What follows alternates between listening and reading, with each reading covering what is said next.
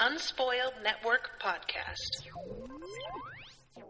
This is Some Spoiled, a song of ice and fire to the co-host switcheroo, the re-reading.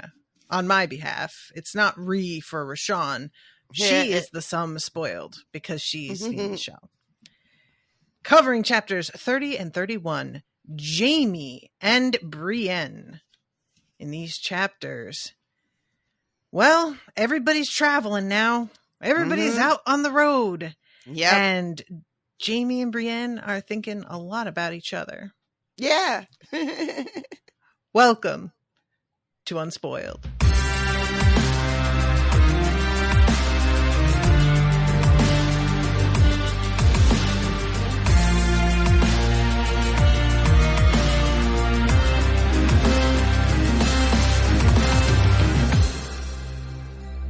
Monsters are dangerous, and just now, kings are dying like flies. I am the king!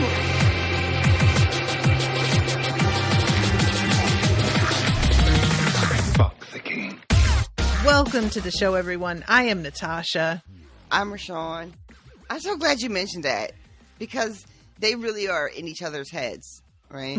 I see this every time it happens, but I love when the two chapters we read are kind of like connected in that way. It seems to be happening a lot. Right? Did you notice This it read when through? you first read? Did you notice it when you first read the books? I guess it's different because when you're reading them on your own, you just read as much as you fucking want to read. And then when I was covering them with Brendan, we only did one chapter at a time. Oh, so it was a lot less obvious. Yeah. Only one chapter at a time. How did I not realize you did them that way? Because we recorded like 3 times a week. There it is. There it is. Yeah, in my head, I was almost like recorded every day, like when we could, but mostly it evened out to about 3 times a week. In my head, when you said one a week, one chapter, I'm thinking it would have taken you guys 30 years to do these books. Yeah. But okay. It makes more sense. But yeah, both of these chapters had a lot of like, well. You know what I mean? Yep. I think I said that to myself reading a couple of times, just like, oh, really? Well.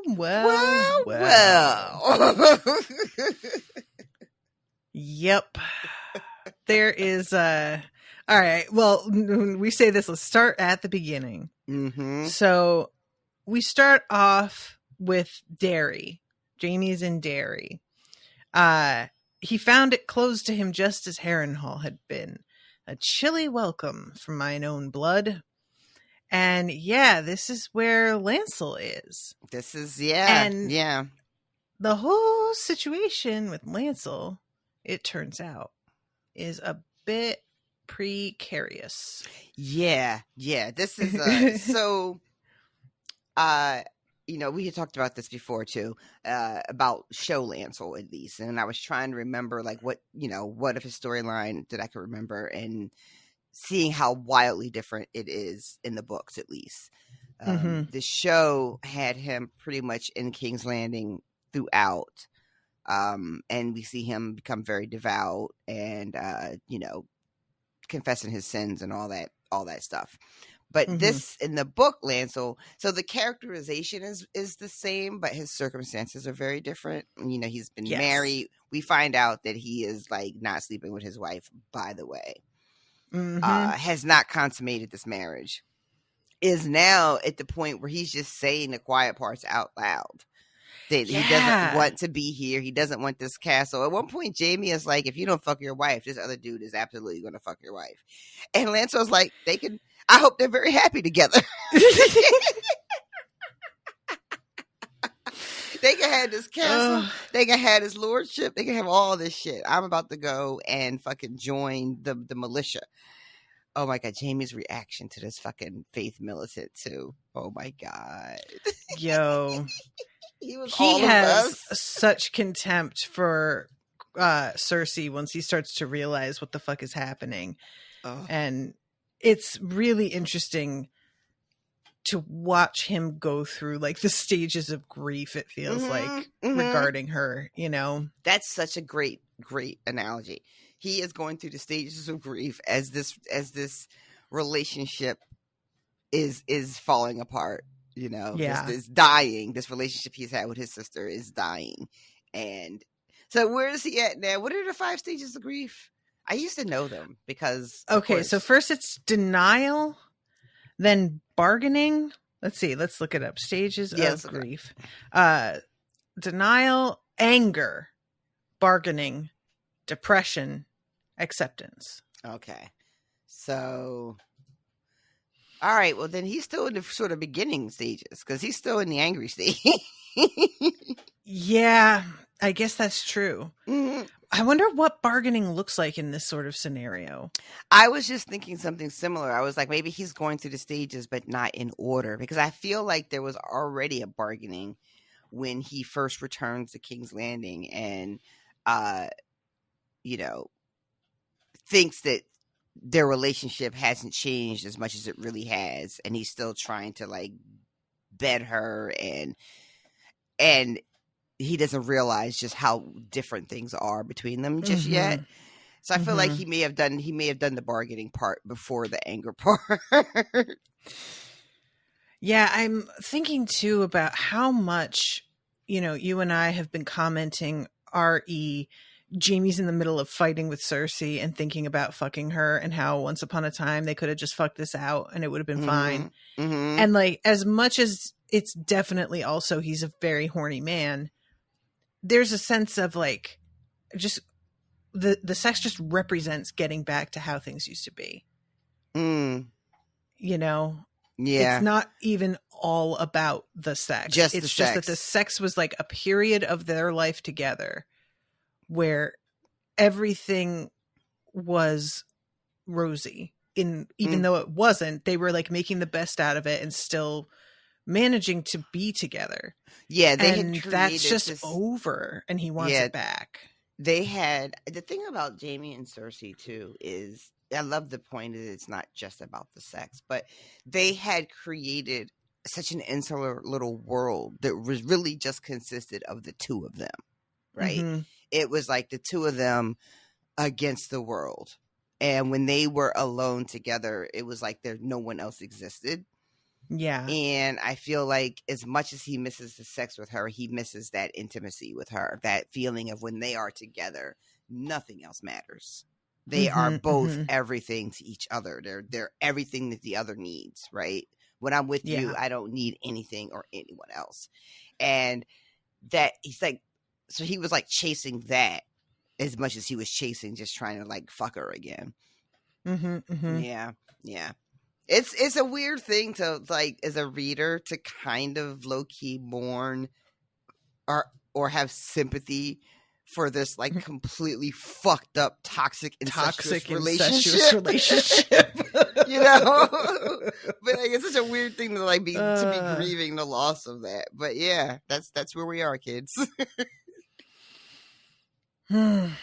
Yeah. So when he gets here, as he has to like sound the horn and be like, we're here, right, guys, by the way. I want to mention too, it says winded the horn. Is it winded? Because then at one time Detrice says winded the horn, and I'm like, that doesn't seem right. I noticed that. I don't know the answer to that though, but I absolutely noticed that as I was reading, because I didn't know how to say it. I was like, I think it's winded. That just I feel like it has to be, right? Yeah, because it's like, well, the wind, it's the part making the noise inside the thing. It's the blowing. Right? Okay. Yeah, exactly. Yeah. But I've heard it's like not just Detrice that has said winded the horn in my readings of audiobooks. Maybe and so it's a it British gets to a thing. Point where I'm like, Is maybe that the difference? Like it a British may be. narrator? Because that sounds like something the British would do, quite frankly. They would say winded the horn because they're just, you know, they also drink their beer warm. There's no telling what they'll do. Oh my God, they do, don't they? They absolutely psychotic. Do. You know, like people think it's the imperialism, you know, and the colonization. Nah, it's the warm beer and the way you say words wrong. I'm just Look, kidding. I get some of your pronunciations, but aluminium, there is no I Oh my God. after the N, and I will go to my grave on that one. You're saying it wrong. End of. I always forget that is like one of the really like stark examples. And you know, I say this with love as a person who also says a lot of her words wrong. So, you know. I don't say it with any love. That's the difference between me and RoShawn. RoShawn is out here giving grace, and I am not. We had a long talk about how I need to be learning that lesson last night on Ted Lasso, that I should really look at the grace she gives and be like, I should also extend that. And how I have not learned to do it yet. And I can say that I haven't learned. Do I plan to try? Meh. I've got it on my like maybe to-do Right. list. So that's as close as we're getting for right now. To be fair, there's a lot on your plate right now. So, Yeah, you know what I mean? Like, mentally, I'm a really- little bit tapped out at the moment. That's all I got. I don't know. Oh fuck. So Jaime and his is it retinue? Retinue. I like that word. It's Yeah. I'm not gonna say it again. But Retinue. He shows up with his homies. Let's just call him that. His posse. And Oh man, once again, Game of Thrones redone, but with the cast of The Wire. Oh That'd be my fun. God. That'd be a good time. You could really do some things with that. do you I'm trying to remember when we did The Wire, if I had told you that Littlefinger was in it, or if I let that be a surprise, or if you knew that already. I can't remember. Did you know that he was in it before we started In recording? The Wire? Yeah. Yes. Because The Wire was, you already knew that? Okay. Yeah. Yeah, I knew that one because in a review of the show, somebody compared the character in Game of Thrones to his character in The Wire. Oh, okay. And they were talking about both of them being kind of wheeler dealers, but just very different types. Gotcha. With one with some ideals ostensibly, and the other one seemingly with none. So it would seem. So it would But seem. because I'm assuming they're talking about Littlefinger not having any ideals. But I think that is not a correct read. He's got all kinds of ideals and ideas, both with an L and without. I don't know why that struck me as so corny. Because it really is. Wow, that was corny. Woo! Okay. But he does. I don't think that saying Littlefinger doesn't have ideals is fair. And he does. Okay. We got a Littlefinger apologist over here. Good to know. All right. So Jaime shows up to Derry, and once again, there's not a welcome for them. Yeah. Which is, is it personal? Are these choices, are people just like, fuck Jaime? I mean, that's the question. Is it fuck Jaime? Is it fuck the Lannisters in general? Is it we are so scared we are not welcoming anybody until we get like overcompensation that they are not here to harm us? I mean, I do not know. It feels personal, but it's hard. Like, I guess Kevin's not even here, is he? Right. Nope, he's not. He's already gone, and we don't know what. We just know that there was a falling out.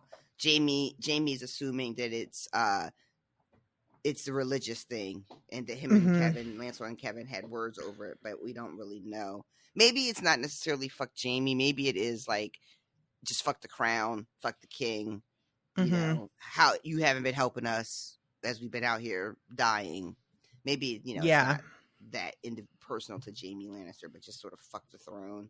I don't know. Whatever it is, he is not being met in the manner in which he is expecting. No. I also love that we find out that guy, that asshole Ronnet, isn't even with them anymore. Jaime sent him on like a side quest to drop off somebody at Maidenpool. Oh, I forgot about that whole thing. Mm-hmm. Yes. So, and I don't know if this is going anywhere. It probably is not going anywhere whatsoever. But I was thinking, because they need to drop off, is it a Manderley, I think? Wylus Manderley. He's bringing him to Maidenpool. Yeah. And that feels like kind of like important that needs to be done. And for a split second, I was worried. I was like, oh, what if Ronnet doesn't fulfill his duty in this manner? Like, would that be a fucking problem? Would that come back to bite Jaime in the ass? But I have like no reason to be suspicious of that. I mean, Ronnet was sort of an asshole. Well, not sort of, he was an asshole. But there's no reason for me to. And like, why would he not follow orders? And like, if he doesn't take him to Maidenpool, where would he take him instead? Like, it was a weird, paranoid suspicion that I didn't need to have, but there it was in my brain anyway. So I don't know what I think is going to happen, but I just want to say something about that is not sitting well with me. And I really hope that nothing comes of it. I really hope nothing comes of it. But I don't know. I just had a moment of being like, huh, really? You trusted him to do that? Should we be trusting him to do shit? It's setting your little alarms off. It is. And I don't know why, but so I just wanted to just mention that. Hopefully it's like a big nothing burger and the Manderley gets dropped off. It doesn't like turn. Did you just say it's a big nothing burger? I did. All right. I just wanted to double check. And also they have that girl with them, Pia. They ended up bringing her along. And it's very sweet. Asterisk. Even though, because Jaime is definitely feeling very much like she needs to be protected, and we find out actually that at one point, Jaime had a guy beheaded for trying to rape her, and as he's like getting ready to get his head lopped off, he keeps saying, "But I've done it like 100 times." Like, how can I be getting in trouble for raping her this time when I've already raped her 100 times, which is a wild thing to say out loud. Right. But just be like, well, you're just giving us 100 more reasons to be doing the thing then. So, right. Like... But it's such a clear illustration of how not wrong he thought it was. And clearly lots of people agree because she's been getting raped by everybody for so long. But just like, it's such a not a big deal that your defense is, how dare I be getting in trouble for something I've literally been doing every day for months. Like, you can't just suddenly now say, it's wrong. But the asterisk is because even though Jaime is, trying to be protective in that manner, he also is low-key just telling this other guy, Peck, oh yeah, you should definitely go fuck her. He's like, he makes sure to say if she's willing. He makes sure to say that, right? If she's willing, you should definitely sleep with her. But I don't know. I don't know, something about that also. And there is a whole thing where he's thinking about her and he gets hard. I'm just, I don't know. There's just an asterisk there for me with her. 100%. Like the fact that it's like, well, he does say if she's willing. It's like such bare minimum shit. But we have to be like, well, but and genuinely, as much as he's like trying to be careful about it, there is, for me, and I may be wrong about this, so I fully admit this, but I always think about how I would be feeling in this sort of scenario and how I would never want a man to approach me ever again. Ever again. I would just be fucking tapped out, done. No, if I approach, fine. But any dude who is the one making the first move, that's it. I'm out. So as much as I can understand the way he's trying to be delicate, I don't feel like there's any sense of really understanding the extent of the trauma. And of course he gives her this guy's head after he cuts it off, and she is like grinning when she gets it, like truly happy about it, Which I love. Later on, he's thinking about what Tyrion would think, being like, "Oh, what happened to giving women flowers?" Right? Because somebody else does a similar, like, "Oh, I'll deliver you his head." I feel like there's a couple of moments where Jaime is thinking about what Tyrion would have said in a given situation, like when he goes back to this castle at Derry, and there's like nothing. All the tapestry has been removed, and the rugs and all that shit. And he thinks about a time when Tyrion took him somewhere. Was it the same castle or was it somewhere else where they had like all these Targaryen tapestries, but they had been locked away? It's the same castle. The same castle. Mm-hmm. But there's also this thing. He keeps talking about how Pia's fucking face and her teeth have been like just mangled. And he mentions it that she's still pretty as long as her mouth was closed. And then when he brings her the head and it says she smiled through her ruined teeth, and you're just like, God damn. Yeah, God. I just wonder about the pain she must be in too, because like that's just yikes. It's just so awful, the whole thing. I love too that one of the first things Jaime picks up on as he's finally getting into Derry is there are these sparrows everywhere, and Jaime is like, Jesus fuck Christ, where are they all coming from? Because you know, I really do feel like this is a mounting threat, and I want more people to just be like, what the fuck? And he notices not only is there more of them, but like these motherfuckers are armed. I mean, they don't have like high class, you know, weaponry, but they're armed. They've got like what does he say? They've got like axes, and they've got gardening hose that they've sharpened, and cudgels and all kinds of shit. So yeah, I just appreciated Jaime being like making note of that, because I want everybody to make note of this. This feels like a real problem. Agree. Yeah, it's I can understand how if you're like one of the small folk, this would be very reassuring actually. Because so far, the only people who have had weapons have been distinctly not on your side, you know? So you're seeing this and you're like, oh, good, awesome, heading in the right direction. But somebody in Jaime's position is starting to be a little twitchy about it, because I'm used to being the only one with these sorts of... Yeah, that's true. That's a really good point. Yeah, if you're used to being part of the class that gets to be armed and gets to learn how to defend yourself and fight and all that shit, and then you start seeing all these people that are lesser, you know, below you, and you start seeing shit, they're armed now too. Maybe my position isn't quite as safe as I had thought it was. Yeah.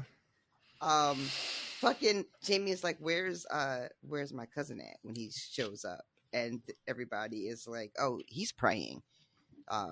He can't be disturbed when he's praying. I swear to God, there was a part of me was like, is he? And he is exactly doing he's sleeping there, and he really is just sleeping, because he says he's being sent visions, which is like really wild. I want to know more about that, and I really want Jaime to ask, and he doesn't. Jaime, don't you want to know? He tells him that he's like, I knew you were coming. I saw it in a vision. And I wanted Jaime to have like a real follow-up question. But I think he just says something like kind of snarky or sarcastic and just moves on to the next thing. But so he's looking around. His cousin is unavailable. They take Jaime up to where he's going to be sleeping, and it turns out it's fucking where Lancel is supposed to be sleeping. Like it's the, you know, the bedchamber of the guy who's in charge, and it's adjacent to the woman, Lancel's wife, and that's when we find out that Lancel has been sleeping in the sept, and you know, hasn't been up in this bed, it looks like, at all. Yeah. And Jaime is just like, oh, you know, you gotta, this isn't how you hold on to a castle. You gotta fucking fuck your wife, you gotta get her pregnant, she's gotta have some sons. You need to be doing more out here and less in the set. But yeah, he is not particularly interested in any of the expectations that are being held for him. Not at all. He is really tormented, it seems, by the things that he did. And it feels like there are times where this sort of thing can feel really performative. And with him, it doesn't seem that way to me. Lancel seems genuinely to be like, God, I have been a bad person. Bad person. I killed a king and fucked his wife, who is my aunt. Yeah. Like all of this is just sort of, it happened so when he was still so young that I could definitely see doing these things, and then you grow up at all and you start to see with some clarity like the things you've been put up to. And yeah, you were being influenced and manipulated, but also you did them. Yeah. You know? And I could really understand how that would just like be difficult as you got older coming to terms with. Yeah, the thing, like, this the sort of retreat into this type of like fundamentalism that Lancel is doing, it is, in my opinion, like, I think you're right. Like, he's really fucked up about the choices that he's made and some of his actions, you know. But he's not really reckoning with anything that he did. He's just beating himself up about it. And now he's found something else that will do the beating for him. So he doesn't even have to beat himself up anymore, you know? And so he's just sort of like handed the job off to be punished, you know, and given that role to God or the gods or the Septon or whoever. It doesn't, you know, it's not a real reckoning for his complicity in the killing. What would of it Robert. look like if it were? I think if like he confesses his sins to the Sept, and then they decide what his penance would be. As just to clarify, the Sept is the name of the building. The Septon so is the priest. Okay. So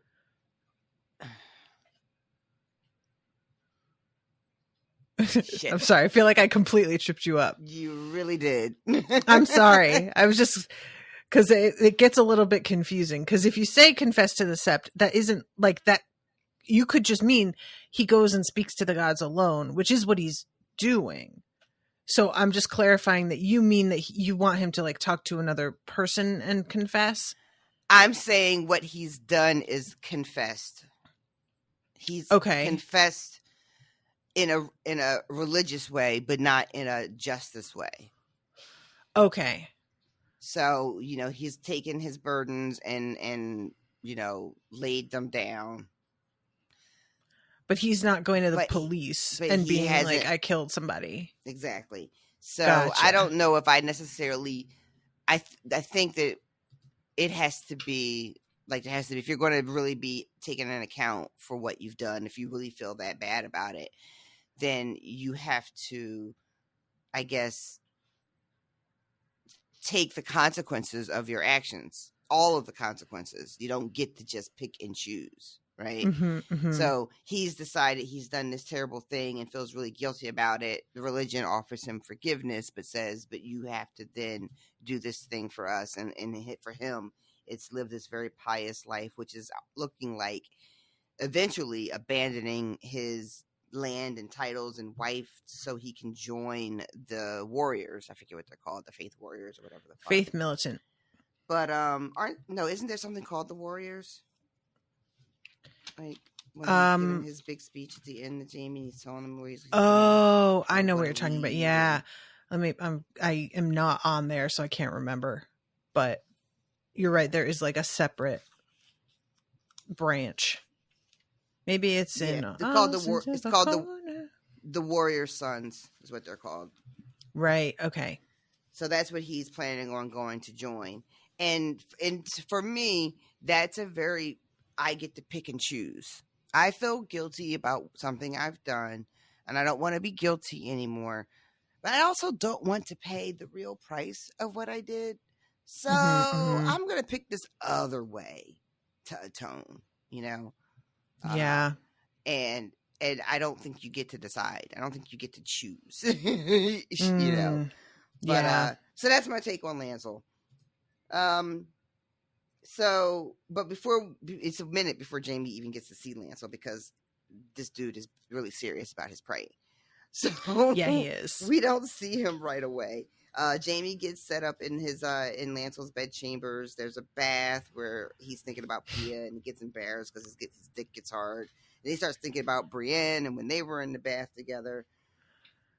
I do like it. He's given Lancel's rooms, and he's like, I mean, that's really nice, but you don't need to give up your bed. And they're like, oh, he doesn't sleep here anymore. He just sleeps in his set. And he's like, ooh, okay. The more I hear about this, the less I like it. And he says, he finds out, not only does he get this bed, but there's dinner. And Jaime is like, all right, well, is my cousin going to be here for dinner? And we find out, no, he doesn't eat anymore. He's just fasting all the time. Which, you know, Lancel, maybe that's why you're having visions. I think Jaime has the same thought. Like, yeah, that's probably why he's seeing shit. But, oh, God. Yeah, Jaime's like, fasting. He's an even bigger asshole than I thought he was. Like, what is he fucking doing? And there's a minute where Jaime is looking at his wife, and he's like, Lancel should be here fucking his wife and making little weasel face babies. I forgot about that part. Jesus Christ, Jaime. Oh, man. He's so bitter. That's where this is all coming from. He's bitter. It's really sad because, like, he's looking at her and he's just like, yo, she's not, you know, a great beauty, but she's not like terrible either. You know, her body is all right. You know, and he gets to her face and he says, pinch chinless face. That's so fucking rude. I feel so bad when people are chinless, because there's a lot with your features that you can do something with, but there's not a whole lot of solution for chinless. If you're a man, you can grow a beard, and that will be hide it very effectively. But if you're a woman, it can be very, very tricky. I didn't know what that was until I was in my early 20s.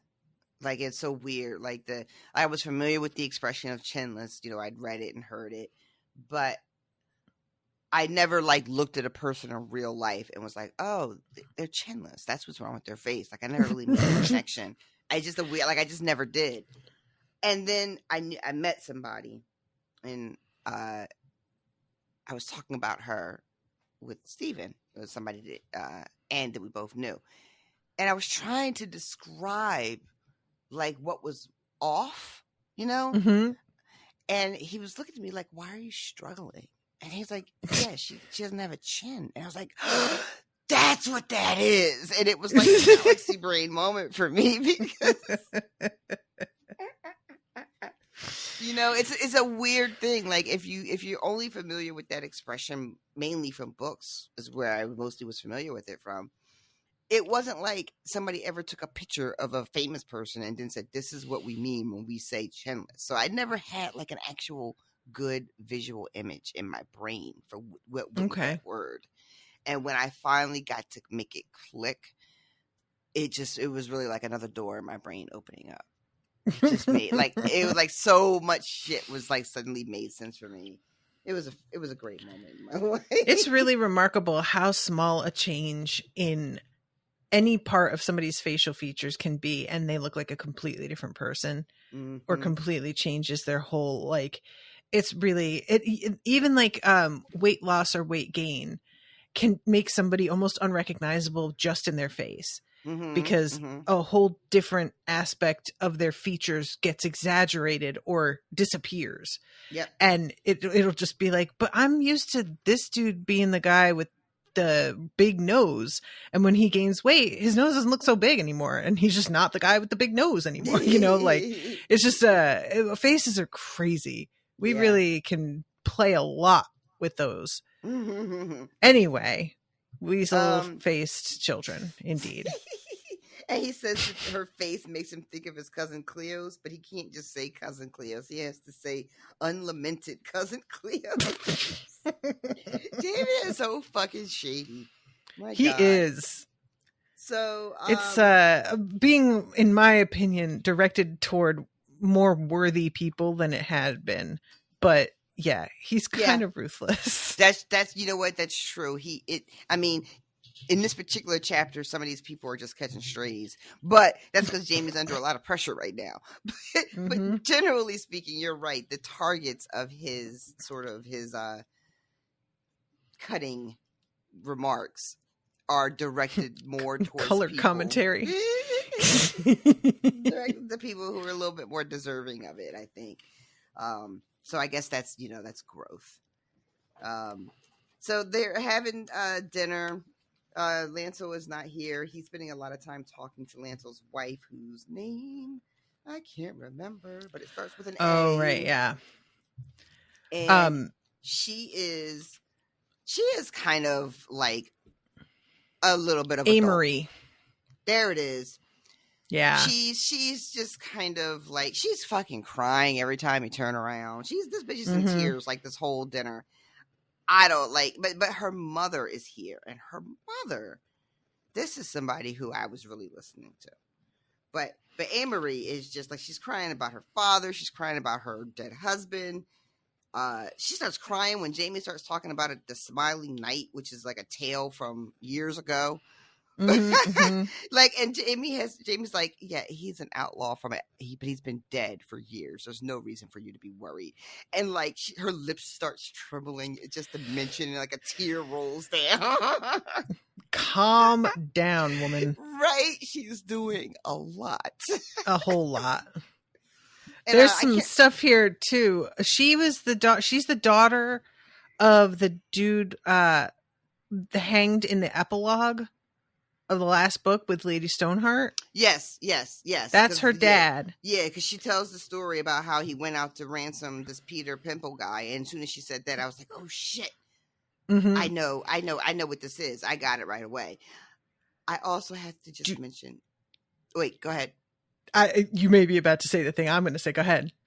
Oh, I was just going to mention the grammar correction that we get here, but I don't think that's what you were going to mention. No, it's not. What were you going to say? I was going to remind you that when we're in his POV, her dad, Merritt, I think his name was, he thinks about his daughter having been banged by 3 of the grooms, that she got caught in the stable with 3 grooms.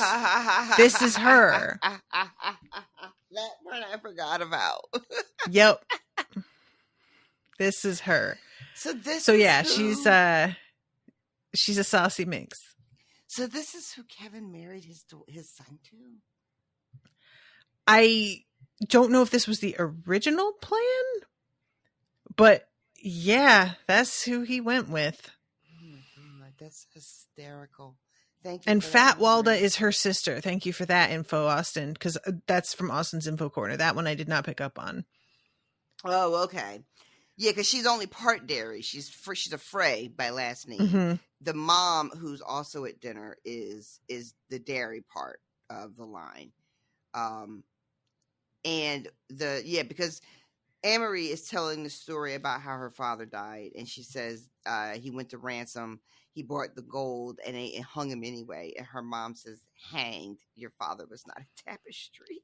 And it's just real big Stannis energy. Fewer. The number of times that I have had him in my head since that scene. It's very helpful, though. Reminds me. So the mom, what is her name? Lady Maria, spelled in a very interesting way. Is talking to Jamie about his history with the dad whose name was Merritt. You're right. And that they kind of knew each other, Jamie and Merritt. They squired together at one point. And Jamie is really hard pressed to think of anything good to say about this man. The best he can do is he was very strong. And then has to kind of change the subject. Like a toast. Because he says it's easier to toast him to think of something good to say. Something I better fucking remember. That's a really good tactic. God. Listen, you know what? Why don't we toast to him? Just completely sidestep it. Love it. And so I'm trying to think of what else. There's a couple other things that come out at dinner. I think they're talking about like what the outlaws have been up to and what's going on out there. Yeah. I'm trying to find. Here we go. So, I love that Lancel's wife is like stroking his gold hand. He says, "Does she think I can feel that?"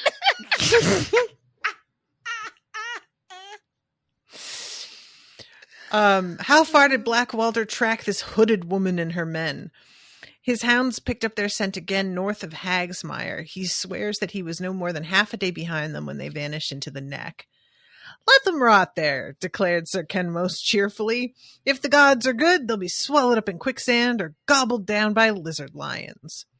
Or taken in by frog eaters, said Sir Danwell Frey. I would not put it past the Crannog men to shelter outlaws.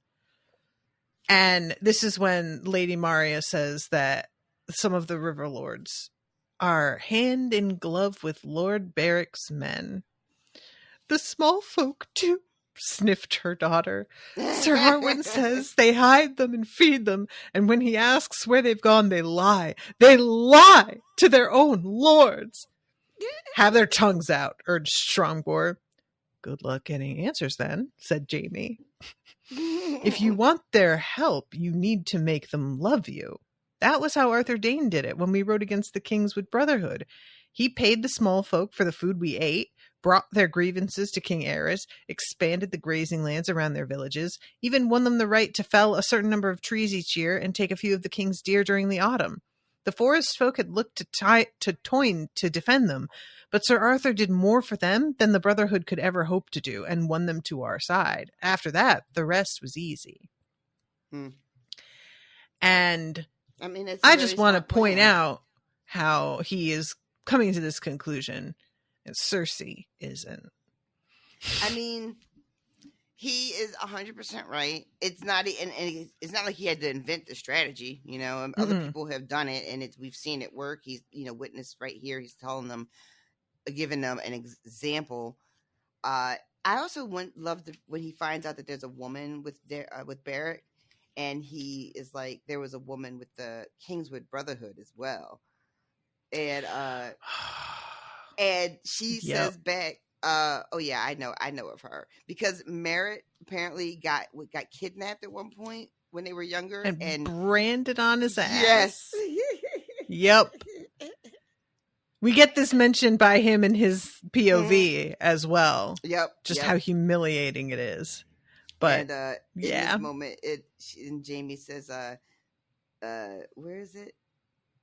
Her tone suggested when she had left her mark upon my husband, and they called her the White Fawn. So there's like a split second where there's I don't think that it's not that we think it's the same woman, but it is sort of like, because he says a woman, and then Jaime thinks, I would have thought that Merritt would have had enough sense to stay out of the way of like outlaws. Again, just being really, really shady to a man that's dead now. Like there's really no need, but yes, I'm here for it. I love it. So I love too that that's the one problem with these two chapters is. I get them, like some things have a little bit of overlap, but here they're talking about the woman that's with Beric, and they say that this woman is neither young nor fair, and the peasants would have us believe that her face was torn and scarred, and her eyes were terrible to look upon. And nobody believes the peasants. They sure don't. They sure don't. I mean, I can't blame them for, to be honest. I can blame them for being like, this woman doesn't exist. I guess there's the rumor about Catelyn in specific, and people are not believing that, and I can't blame them for not believing that. Right. But just being like, there's a woman who's got a scarred face and terrible eyes. I mean, how many women around do already have those things because the place has been in a war? Like, that doesn't feel so outrageous, I guess. Yeah, and then for some reason, I don't know, this the way it's said, it feels like there's a certain like amount of, you know, disbelief. But I don't, like, to your point, I think it makes a lot of sense. I think there should be more women, you know, skulking about the woods, enacting all kinds of vengeance, and, you know, skulking. It should be like you know, an entire fucking army of them. But what everybody is really like finding so hard to believe is that the claim that this woman is in charge. Yes. Because, you know, Jaime has like led them. But what about Beric and the Red Priest? And then there's like rumors that, you know, that Beric is dead. But, that the mountain killed him by sticking a knife in his eye. And then there's other rumors, of course, that you can't kill him. Every time you kill him, he comes back. And then Amory pipes up and she's like, Sir Harwin promised me Lord Beric's head. He's so gallant. Oh, God. Anytime that they use gallant, they like sincerely, it sounds like somebody being mocked, even though I know it's sincere. Right. Because I don't think I've ever heard gallant used sincerely. In the present, it's always kind of, wow, how gallant of you. Exactly. It's almost, well, maybe because people aren't gallant, so we don't have cause to use it. I mean, commentary. Because when I was going to say we don't use it because it's like overdoing it, but then maybe it's not that it's overdoing. It's just that people just aren't that good anymore, and that's why we don't use it. Wow. Well, maybe that's cutting though. I mean, so eventually dinner's over. Jaime, actually, dinner's not over. Jaime, it's not. He's just like, I gotta go. And knocks some wine over and then just gets up and leaves. Because everybody pretends they didn't notice, which he finds somehow like more infuriating. It's supposed to be good manners to not make a big deal out of it. But he's just like, this just feels like they're pitying me by not saying anything, which is worse. So, which I can understand. I can see that. It's also conversation about the Hound shows up in Jaime's chapter, and we get more stories of just all the terrible shit that he's been out there doing. Specifically around salt pans, which was ravaged, and it's just like a really terrible example. And I had, was it last episode or maybe the one before that, where we talked about what I thought was maybe going on with the Hound? Because we were hearing all of these really wild stories about his behavior from like all corners of people that we were bumping into in these chapters. And I just wasn't sure like how much of it was real. Yeah. And it you said something like you are worried that you're letting who he was on the show influence your thinking, but that you just had a really hard time believing he was doing this stuff. Yeah, it didn't, and it turns out we get the reveal in Brienne's next chapter. But even as I was reading it here and they're talking about him, there was just something was just like, this isn't right. You know what I mean? Like, just like, because he says he's like talking about salt pans, and he says we find out too about Quincy, and that comes up in Brienne's chapter 2. This guy who's so scared he doesn't open his gates. He just leaves all these poor people out there like unprotected. And it says the Hound put buildings to torch and the people to the sword and rode off laughing. And the women, you would not believe what he did to some of the women. I won't speak of it at the table. Yeah. And I don't know, y'all. It's not.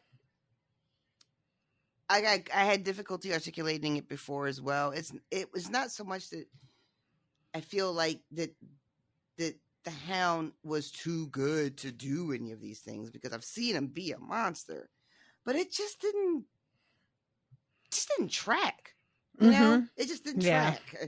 But so when we get this little bit, and then it's never felt like he's been like monstrous for fun. He's fine with being monstrous on orders and doesn't seem to have much conscience about it. But he's never out here initiating doing horrific things. He's never like been exactly, gleeful, you know. Yeah, gleeful about it. It's been like perfunctory. You know, he can fight, so he does. He can take shit from people if he needs it because he's big and he can fight, and he does that too. You know, but like laughing as he's killing. You know, just I don't know, y'all. It just didn't seem right.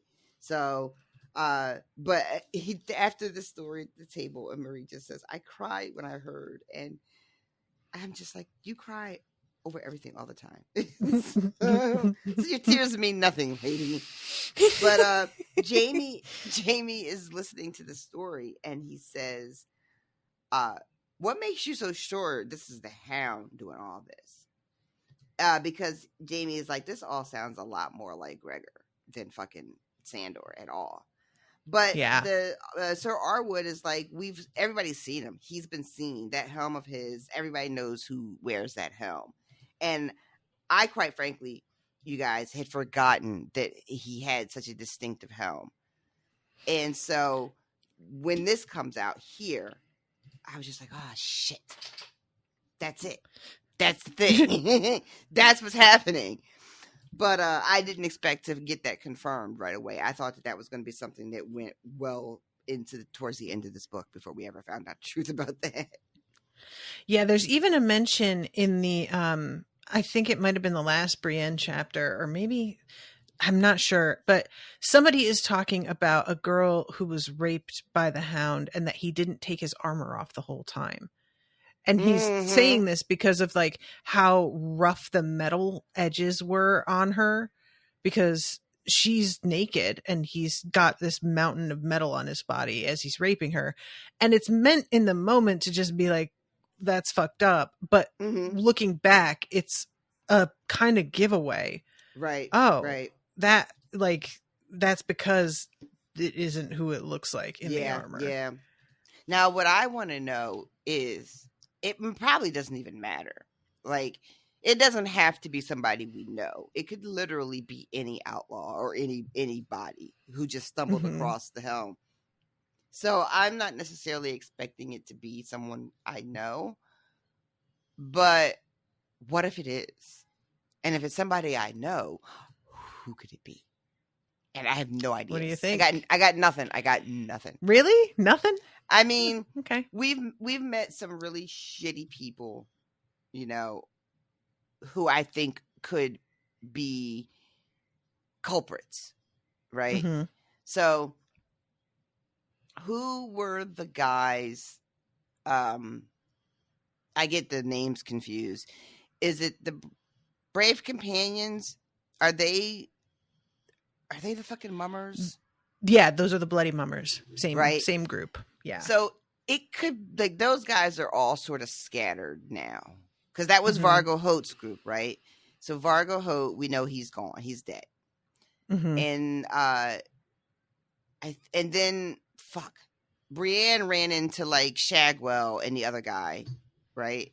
That's who Brienne ran into when she was traveling with Nimble Dick. So we know that those guys are split up. So it could be one of those guys. Definitely the brutality fits, the lawlessness fits, the I think they would recognize the helm and be of a mind to exploit that, you know? I think they have enough experience with different knights and people from Westeros, and like have been exposed to, I don't know if they've ever been anywhere at the same time with the Hound, but I feel like they would have enough information that if they saw the helm, they would be like, oh shit, that's something I should definitely snatch up and use because everybody's going to think I'm him. You know what I mean? Yeah. But because like a random guy who's an outlaw might snatch up the helm, but do they know who it belonged to? Right? Do they understand how important it is to cover their face at all times so people believe there's someone else?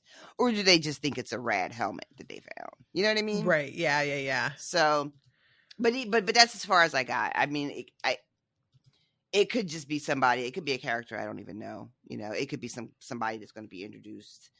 Yeah, there's really no way for me to say. I don't know. Yeah. But so what else do we have here with Jaime in this chapter? This oh my god, this her mom. Somebody calls the hound a butcher, and she says, "Didn't call it butchery. That's an insult to honest butchers everywhere." I like that moment. I really do. I like this woman. She's just like, not in my hearing. That's an honest day's work. Appreciate you, lady. So finally Jaime leaves dinner and is at this point like, I need to see my fucking cousin, and he's gonna walk over to where Lancel is praying inside the sept, and there are some goons outside. Hired goons. Hired goons. And they're blocking the door, and they are dead ass serious, y'all. They're not playing. Jaime is like, do you know who I am? And I'm his cousin, and blah, blah, blah, blah, blah. And they don't give a fuck. Do you know who I am? Somebody said some lord. The other one says some cripple. And then a woman says the Kingslayer. All three of these things are disrespectful as fuck to say right to his face. And they just do it without a second thought. Yeah, they don't give a fuck. And Jaime is about to, like, I don't know what Jaime is about to do, but they sort of like are itching to touch their weapons and kind of be like, you want to go? We can fucking go. And that's right when the door opens and Lancel is there and tells them, you know, it's fine. And they like fall back immediately. This is such a display of who we listen to and who is in charge of us, who is the boss of us. Yep. And you, as a representative of the throne, because that's what Jaime is, like he's on the business of the king. And you're not the boss of us, and either is your king. This is worrisome. This is the same as when Cersei goes to the Sept and they're not letting her through. They literally bar her way. And yet she's not really seeing that for what it is. Like, it feels like Jaime is really fully processing the mounting threat here. But she only sees them as disrespectful and annoying and not really like completely sitting back and thinking about the implications of what they're doing and how confident they are with it. And the fact that if everybody in the room is confident with doing this, then that's you outnumbered, friend. Like, she sees that show of power, misreads it so beautifully that she ends up empowering them even more once she gets aside and starts talking to the Septon. By the end of that conversation, she walks out and he has like an armed militia now. That's how completely wrong she reads that situation. Yeah, our girl is just she is not great at this. She's just really short-sighted in a way that's like remarkable for somebody who is so paranoid in so many ways that they would miss things that are real and obvious to a lot of others around them. You know, and she's just focusing on all the wrong things. So yeah, I love the sort of contradiction of Jaime just getting all of this, you know, right away compared to just how much she missed. So Jaime finally gets to talk to Lancel, and Lancel is, I've been praying a lot about a lot of things, you know. I am not a great guy. And he keeps asking Jaime to pray with him, and Jaime could not be fucking bothered also. Oh my God. Not interested at all in that. Not even a little bit. And he tells Lancel that, you know, first of all, you want to be really careful with this fasting because you're gonna probably fucking kill yourself. And it says, didn't Baelor the Blessed fast himself to death? And Lancel is just like, okay, first of all, Baelor was special. Like, I'm not even in the same like sentence of that man. Like, how dare? Instead of like taking it as like a cautionary tale, it is like the nicest thing anybody's ever said to Lancel. That's a really good point. Just being like, I'm saying this not to flatter you, but to be like, you're being dumb. And he's not hearing that part of it. He's just like, oh my God, you think I'm like Baelor? Oh, I don't deserve that. I mean, you know, I am fasting a lot though. Just, wow, completely not. Our perspectives can really change sentences into whole other things. It's really true. So Lancel also ends up confessing to several things in this conversation with Jaime. Mm-hmm. First, this is the bit where Jaime is trying to warn Lancel about his wife, and if you don't fucking get out there and stick it to her and put a baby in her belly, she's gonna be fucking this other guy. And that's when Lancel was just like, you know, God bless him. And Lancel starts to talk about what it is he feels guilty of. And Jaime says to him, what do you even know about sinning? You know, I killed my king. Like, you have no idea. Yeah. And Lancel says, basically, I am also a kingslayer. We are both kingslayers, he says. The brave man slays with the sword, the craven with the wineskin. We are both kingslayers. So that's a thing that we're just saying out loud to people now. Yeah. And it's interesting because, like, I should have realized that Jaime already knew about the role he played. I didn't really, like, think about it, whether he knew. But immediately, Jaime's like, what? That don't count. Him? That shit don't That's count. Not a real king. Get the fuck out of here. Which I could not help but laugh at because, like, what is it? Oh, here it is. Some might even say that a stag is a lion's natural prey. Jaime, what are you doing? You know what? This is going to be a really wrong read, right? I know that this read is wrong, but I'm about to share it with you anyway. For a split second, I honestly took this as Jaime being like, oh, that's fucking nothing. I killed a fucking Targaryen, yo. Like, don't bring your little petty killing King Robert shit to me. You not no Kingslayer like I'm a Kingslayer. Oh, I love it. It's more about the cred. But I don't think that's really what George Martin means in this moment. But that is how my brain took it. I love it. Yes, I don't think that's what he meant either. But yeah, I really enjoy that idea.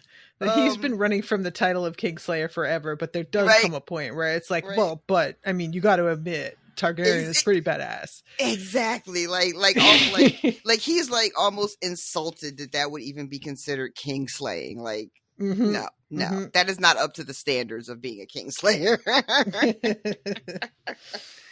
I like this. It's almost reminding me of that. Like we already talked about this another time of that episode of Leftovers where she's the one who had the most family members disappear, but then she's like up against somebody who lost more and she feels really kind of away about it. So he's like, I don't like being called Kingslayer, but also don't you minimize the fucking like status of the king I killed, because you know I at least have that to cling to. I think like what's supposed to be happening here is almost some type of comfort, you know. Which is a weird thing to try to comfort somebody about, but yeah. So when he says, because he puts his hand on his shoulder, and then Lancel says this about being a Kingslayer, and Jaime is still touching his shoulder, and it says he could feel the bones beneath his cousin's skin, and something else as well. So Lancel has been starving himself to the point that he, you know, plus he was really injured and really hurt. So still trying to like recover from injuries. He does not look well. He's not in like, doesn't look healthy. And he's wearing a hair shirt underneath his tunic. And that's just like to be uncomfortable, I'm assuming is what's going on with that. Like wearing an itchy sweater on purpose. Exactly. Okay. It's meant to be a form of penance. Yeah. And Lancel starts crying. Because Jaime says, what else have you done that you need such punishment, so much penance? You know, what else are you guilty of? And, you know, we know that Jaime, like the whole reason Jaime's stopping by here, because he's not really even supposed to be in Derry. Let's be clear. He's supposed to be in Riverrun, right? You just took like a side quest, because you had this thing in your head. You want to see Lancel because of that shit that Tyrion said. You have an opportunity to see him in his, you know, look at his face and find out if this shit is for real. And this is what it's all leading up to. When he says, what else have you done? What did you need to atone for? This is it. And Lancel says, once he starts crying, Jaime thinks the tears are all he needed. And so Jaime says, you killed the king and then you fucked the queen. And Lancel says, I never. And then Jaime is like, what, lay with my sister? And then this I did not fucking expect. Lancel says, I never spilled my seed in her. So basically it doesn't count as treason. This I didn't know about this rule. What the fuck is this? Yeah, this was one I was not familiar with. That like you can fuck around, but as long as you don't come in her, it's not treason. I really would like to see who and where this idea comes from. Because it is not because the whole treason. thing is supposed to be that she's like committing treason because she could bear a child that is not of the royal blood. So like not coming in her would not result in it, but that's like just not a guarantee, first of all, which we know today. And secondly, also who's going to prove that you didn't? You're about to be executed for fucking around, and then you're like, well, I never came inside her, and they just hit the brakes, don't execute you because of that. Like, I don't know. That doesn't seem like that's what would happen. I don't know what all the rules are and how they vary, but like if you go back to the Ironborn, I don't know if Euron came inside Victarion's wife. Like, was anybody asking for those fine points? Does that rule apply? Like he beat his wife to death. My understanding is for sleeping with Euron because he was like, those were the rules. So I guess this whole, well, if you don't come inside her, it doesn't count. Maybe that only applies to the rule of treason, like you're saying, and it's not. I don't get it. I don't know. And the way Lancel is even saying it, like, maybe this answers my earlier question. When I was saying about, like, you're confessing your sins to God, but not, like, taking any ownership of what you did, publicly and by, like, the law of man.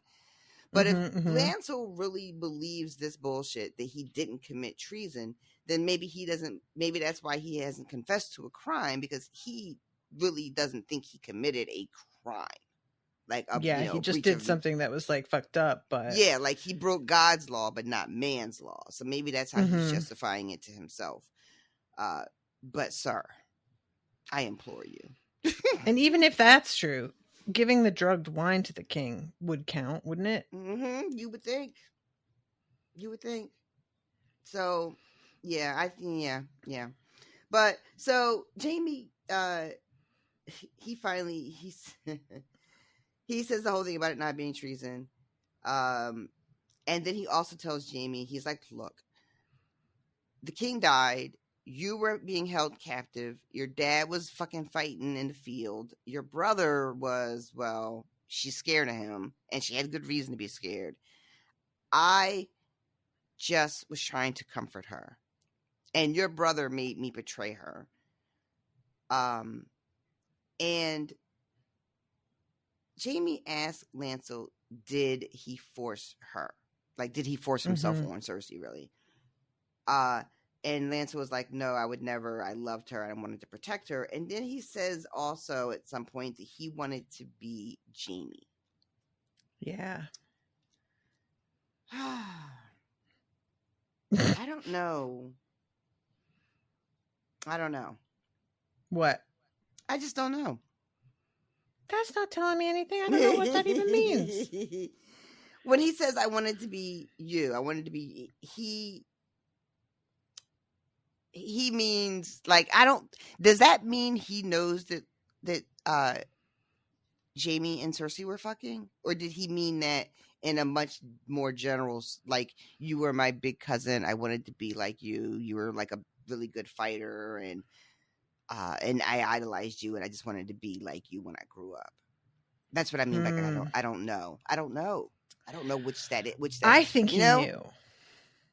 It feels kind of like he knew, right? Because he talks about this one, right as they're talking about him sleeping with Cersei. So even though he doesn't explicitly say it, I feel like, yeah.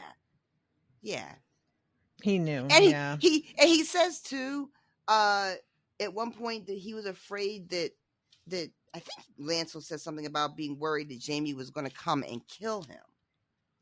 Right? Mm-hmm. So that's because he understands of the jealousy. Right. Okay. Yeah. All right. Yeah. Okay. All right. I think. All right, I think so too. Oh man. And do not think ill of the queen, Jaime. No harm came of our sin. No bastard. No bastards are seldom made upon the belly. Jaime says. And he's thinking about when she came to ask him to like break his vows and leave the Kingsguard, and how like Sheen laughed at him and said how she had lied to him 1,000,000 times, and is reflecting that might be like the only true thing that she told me the whole time. Yeah, that's really when he starts to just like he's like just really spiraling. Jaime is. So this is when Lancel tells Jaime that he's going to go back to King's Landing and join the warrior sons. He's going to walk away from the bride, the castle, all that shit. Jaime is just trying to be like, but you swore vows, and Lancel says something. Oh, and Jaime's like, why would you throw all of this away? And he says to Jaime in response, well, why did you? And Jaime thinks, well, I did it for honor and for glory. But then he thinks a little bit deeper about it, and he's like, no, actually, I did it mostly for Cersei. And when he thinks that, he like laughs. He doesn't even mean to. It's just like a laugh, escaped his lips, because the reality of just how much every decision he made in his life for himself was really around Cersei. And then just the magnitude of that hitting him, just like he can't do anything but laugh for like a split second. Yeah, it's pretty rough. Like, I'm delighted in a way because I needed Jaime to finally really get it, and I'm looking forward to what he is like on the other side of this, but I really felt for him in the moment of looking back and seeing like all of these choices that you made, and you lied to yourself for so long about why you did them. And the foregone conclusion you were operating on, of course she would do the same thing for me, kind of, is just super not true. That's just that's an awful place to be. He has a moment where he is remembering the trip home to King's Landing from Winterfell when Joffrey gets bitten, and he thinks to himself the saying, what is it? What I wouldn't do, what I do for love, or whatever. I forget what it is. Yeah, the things I do for love.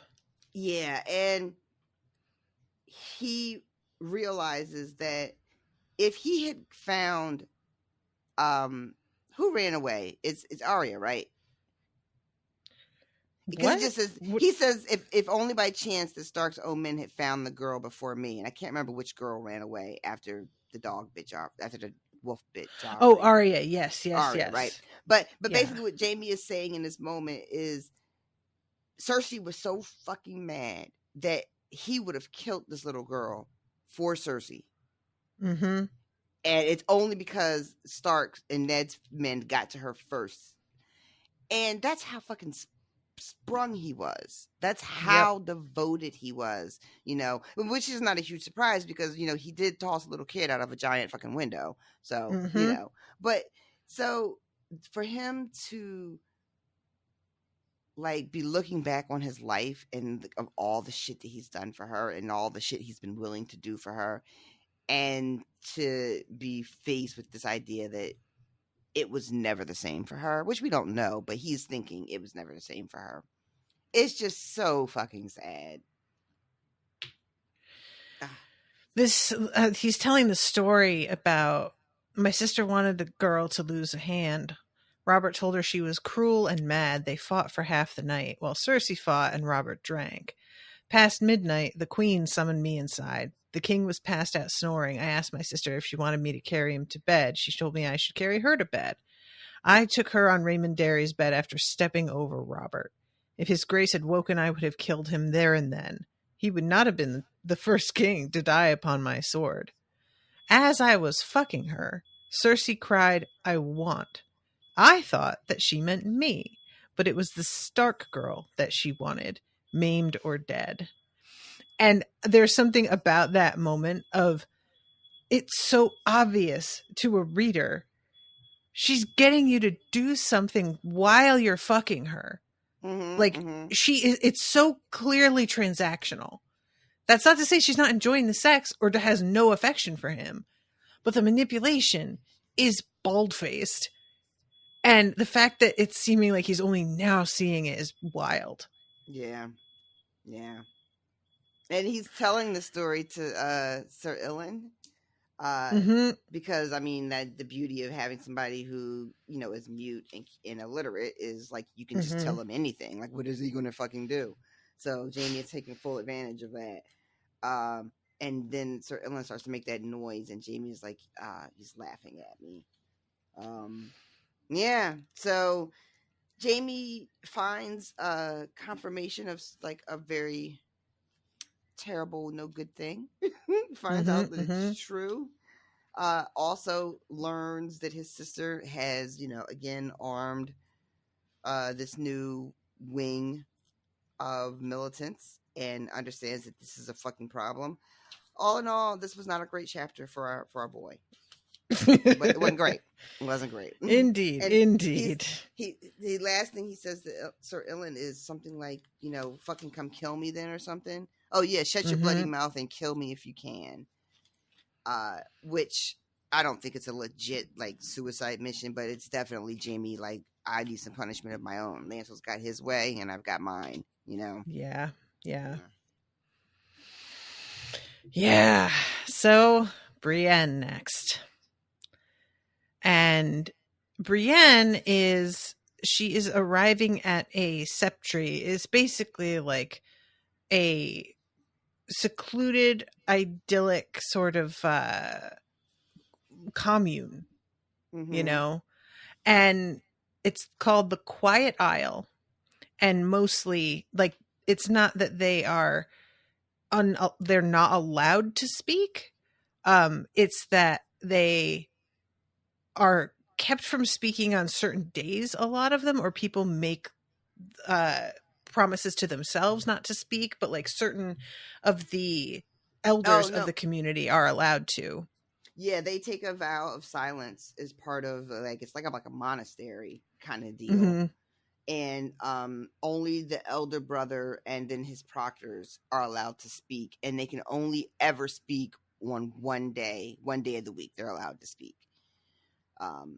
And then I love Pod. Pod is so fucking curious about shit. He asks like all the things that I'm like secretly wanting to know on the side that don't have a lot to do with the actual plot. I love when Pod is around because I know he's going to be asking like some other questions. So he's talking about the Silent Sisters, and he's like, I heard they don't even have any tongues, and this gives Mary Ball an opportunity to be like, first of all, that's like an old wives' tale, but then more importantly, taking a vow of silence is completely meaningless if you don't have a tongue. Like there's no sacrifice in it. Like if you know it was. I had thought the sacrifice was their tongue. That's what I had thought. You know. Yeah. But what does he say? It would be the same as like telling a legless man to give up dancing. Oh, it's a big sacrifice.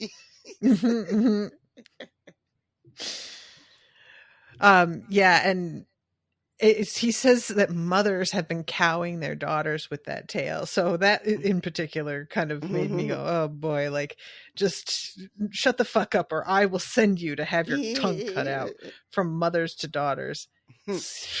Yikes. All right. I guess that's one parenting tactic. So they have to take this like path to reach it, and it's called the Path of Faith. Yeah. And it wanders all over the place.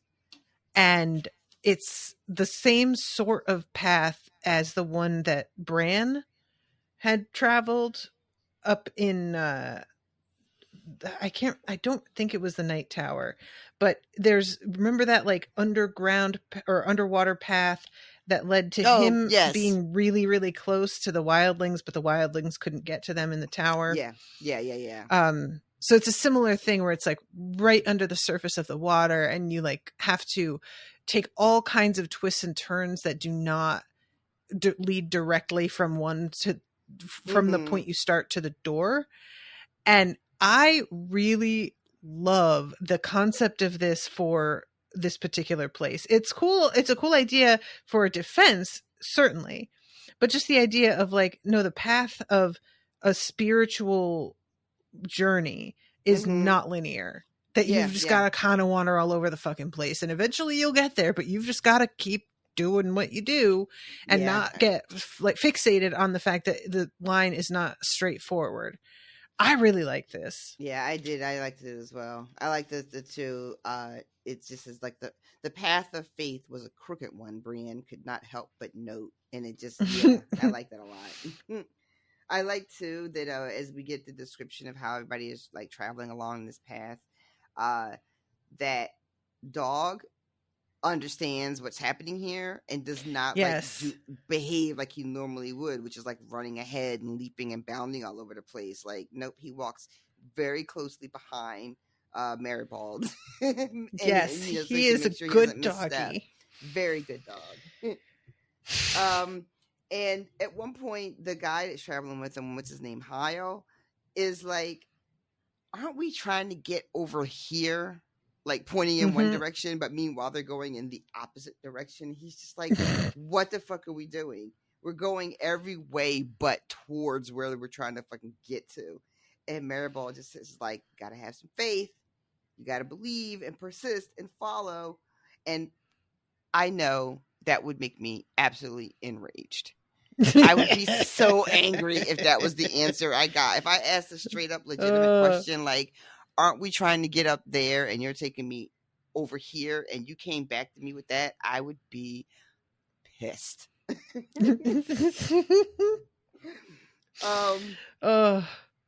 But I guess so you can do but shut up and follow him. So what can he do? Yeah, I mean, like, what do you have a better idea? Go then. Yeah, we're trying to get there. You want to just go? Go ahead.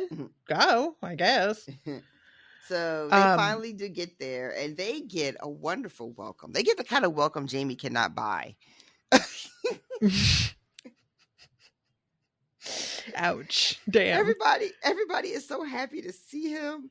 And then like, and by extension, they are like very welcoming to Brienne and Pod and Hyle. Like, you know, they've got like a comfortable place for him to be. There's going to be food. Like, this is a very nice welcome. Poor Jaime. This whole place just feels like And I say this with the full understanding that I do not know how to shut the fuck up. But it sounds nice. It really does. It sounds nice. I wouldn't mind it. I would try it. Would I be okay?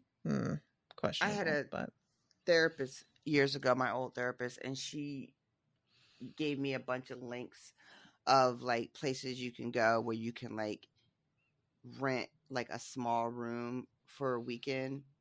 And like where you just don't like little weekends of silence at different places that they have that are like this. And I always wanted to go. I never did, but I've always thought, I still think about it sometimes, where you just go. It's not like fancy or nothing, you know, and you get like a little room and, you know, there's like no cell phones and you just like spend 2 nights in quiet meditation. I know that this is like real, but it does make me think of Fleabag. When she goes away with her sister. Do you remember? That's right. Oh my god.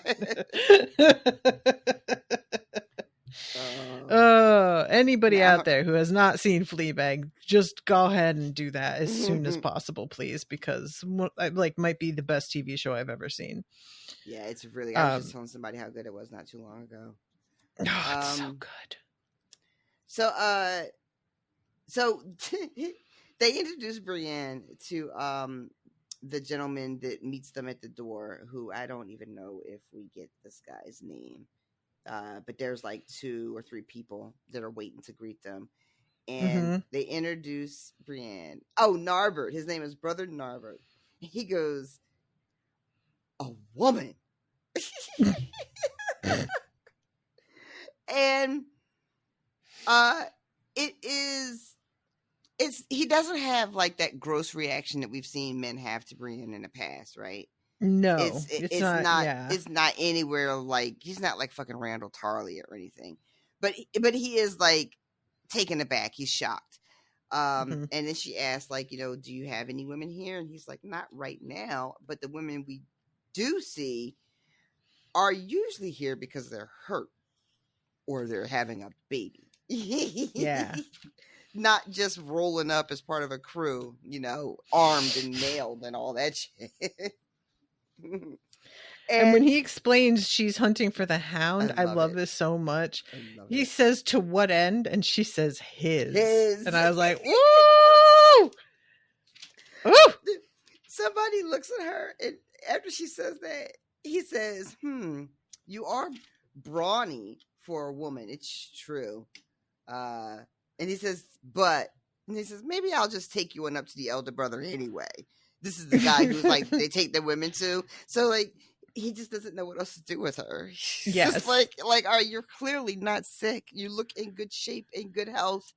But I'm going to take you upstairs because I really don't know what else to do with you. Yeah, it seems like that's the reaction she gets the most. It's just, where do you fit? Like, yeah. Which is why when we get to the end of the chapter and she's talking to brother elder brother, and he's like, because when he meets her, he doesn't have any kind of real reaction to her being a woman whatsoever. Like, he doesn't really miss a beat. And when her chapter ends with her just basically spilling everything out, it feels like for the very first time, where she's just been that open and vulnerable and just like dumped all of her shit out. And she starts with, because what he says to her about, this happens after the reveal about the hound and Arya and all that shit. He says, you should just go home. You have a home that you can go to, and a father who loves you, who would rather have his daughter home than a broken shield.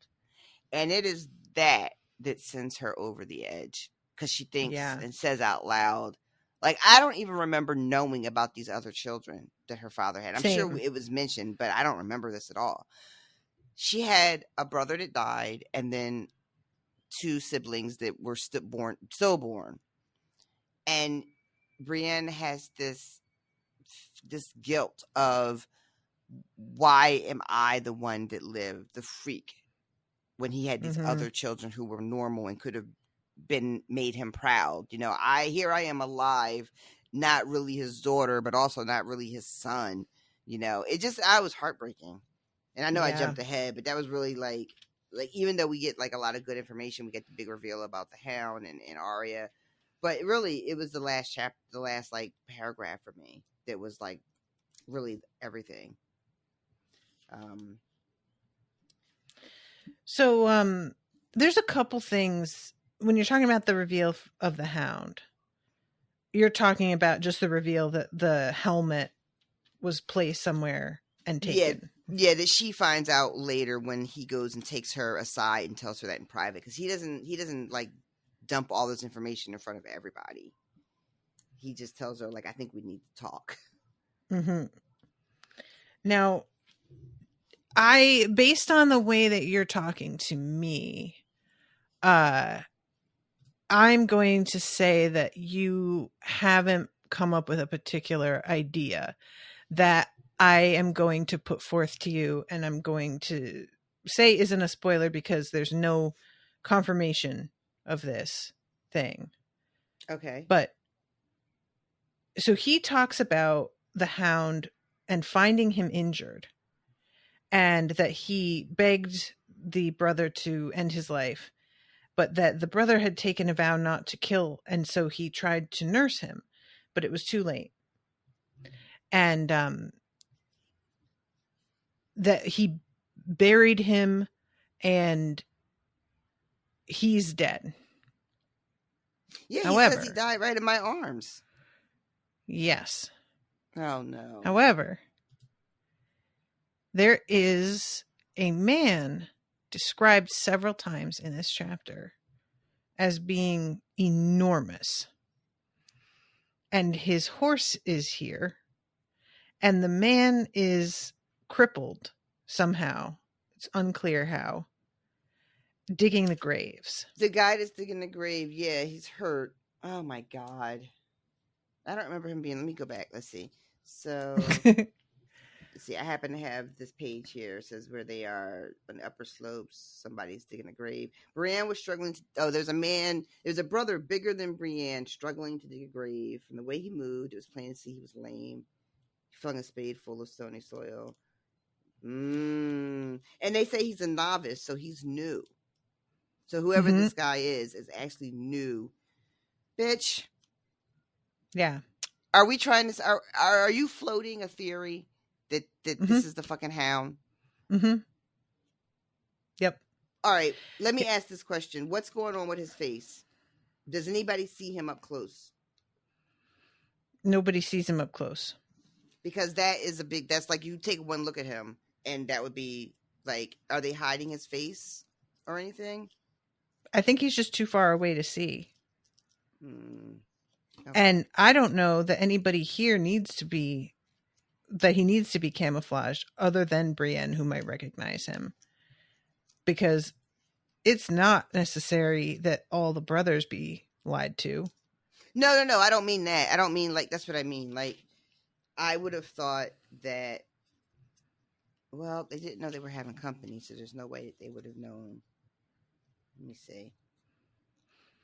I don't know. Oh, fuck. That is really upsetting to me. Why? I don't know why. Because I was enjoying the feeling of like having a pin in something and being like, all right, that's done. Gotcha. That story's done. But now maybe it's not done.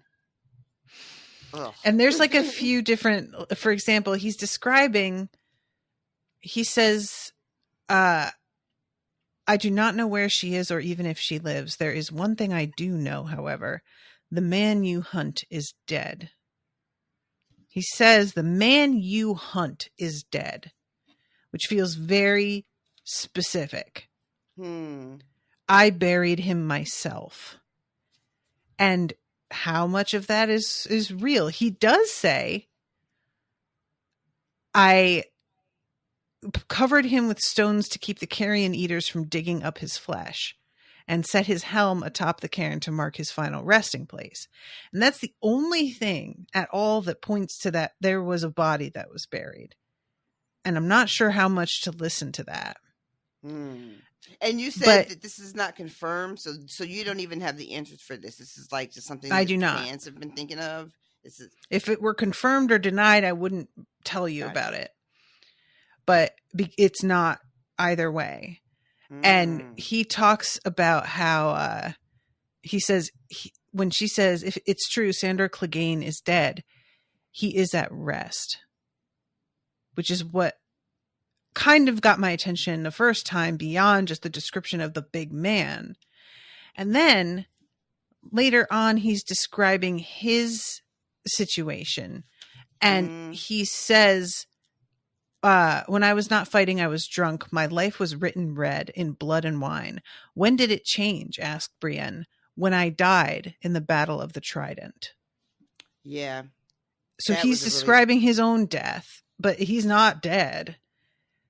So clearly this language is something that's very flexible for him. That's true. That's true. You know? And, I mean, yeah. Something to think about. Yeah. Though, you know what? If this is true. Oh, everything all right? Sorry, yeah, my coaster was stuck to my cup, so I picked it up to take a drink, and it just dropped my coaster very loudly. But if it's true, turns out to be true, I am upset because I'm losing like the certainty of a thing, right? It always feels kind of good to feel like a thing is a thing, but I would not be mad at this if this is real. If this really is the Hound, and you remember, wasn't there a thing on the show where they made it seem like, did the Hound ever meet like was that? I might be confusing my storylines. Never mind, guys. Never mind. Forget about the show. But if this is the case, I like Sandor having found peace, because one of the things he tells her, he starts talking to Brienne about how the only thing that made the Hound live, was how much he wanted to murder his brother. That was like his whole reason for being alive, and that is no way to live. That's not even a real life, Yeah. If they have taken in the Hound, if he didn't die and he is going to try to commit to this life, I would be all right with that, I think. Which is weird because I was just very, very harsh about Lancel. I really think, you know what it is? Like I said last time, I am soft on the Hound. That's it. If I were a politician, y'all would say she's soft on the Hound. Yeah. I don't know. There's something immensely likable about it. And it's hard because like he grew up with a brother who was a true monster. So his dedication to killing that monster is hard for me to be mad at. Yep. As much as I understand what he's saying, like, this is your brother, that's fucked up. Yeah, but he's also one of the most evil human beings we've ever seen. And the fact that the Hound consistently calls out the hypocrisy of just about everybody, including himself.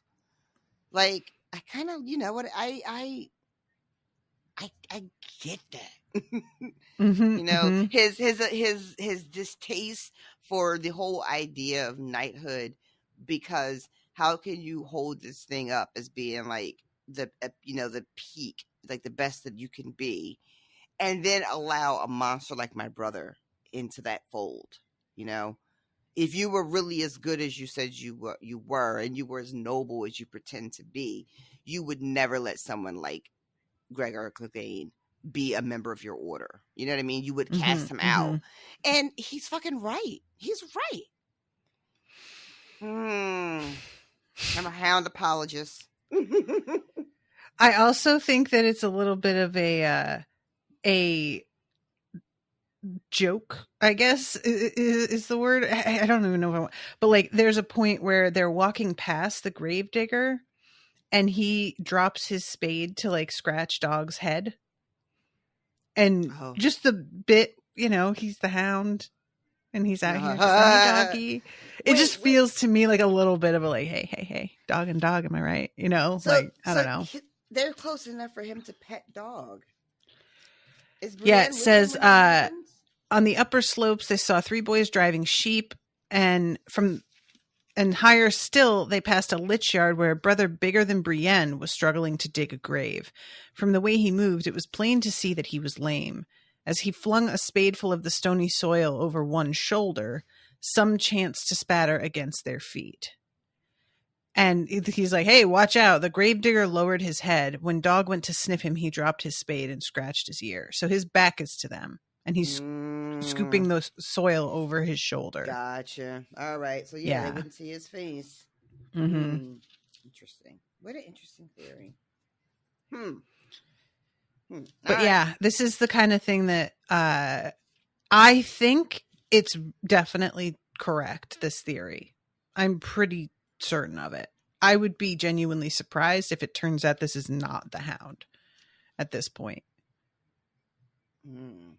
You know? All right. Well, this is a compelling case. I really don't have, like, the only thing I had that was making it, like, difficult for me to think about this was the idea that, like, why would they would know Pod and Brienne would know him immediately if they saw him. But it looks like they're never really close enough to him to ID him. I'm trying to find another spot. Their supper in the Sceptry was as strange a meal as Brienne had ever eaten, though not at all unpleasant. The food was plain, but very good. There were loaves of crusty bread still warm from the ovens, crocks of fresh churned butter, honey from the Sceptry's hives, and a thick stew of crabs, mussels, and at least 3 different kinds of fish. And they're sitting there, and they are praying and playing music. And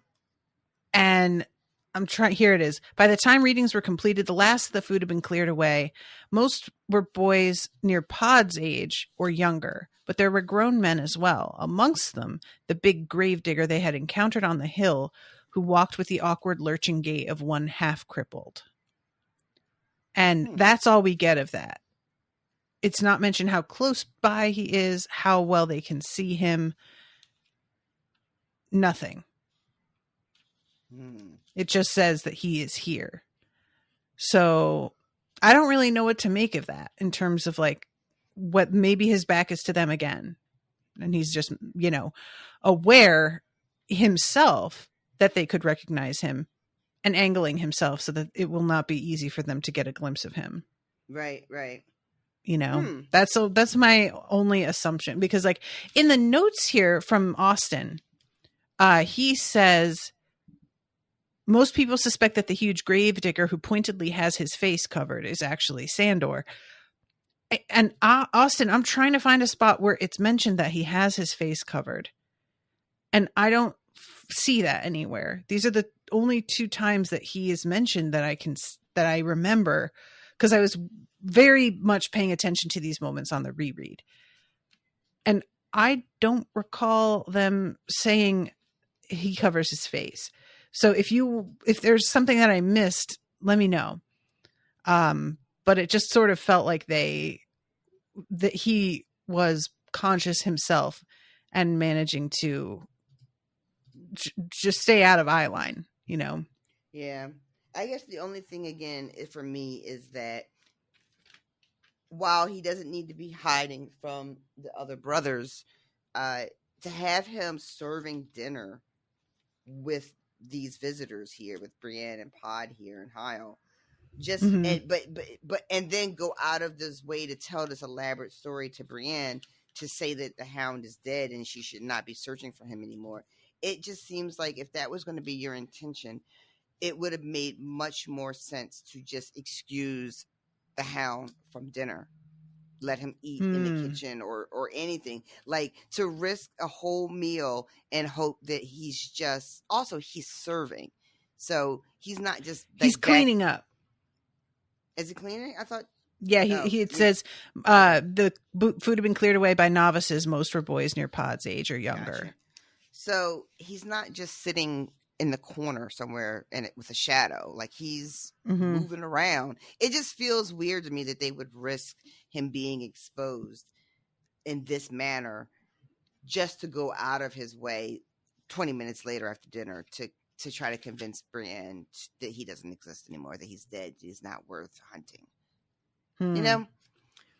But I other do. than that, like everything else does feel like it feels like something's happening there. That does feel like maybe, especially the little interactions with dog. I think you're right. I think that's supposed to be like a little like wink, wink, nudge, nudge.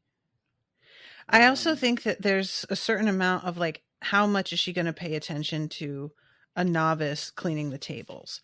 If he comes in after they're done eating and is cleaning up as they're getting up to leave, it's possible that he's just sort of background. The only thing that catches her eye is that he's so tall. Yeah. But it's not necessarily that she would like spend any more time looking at him than at any servant when there's like a bunch of them here.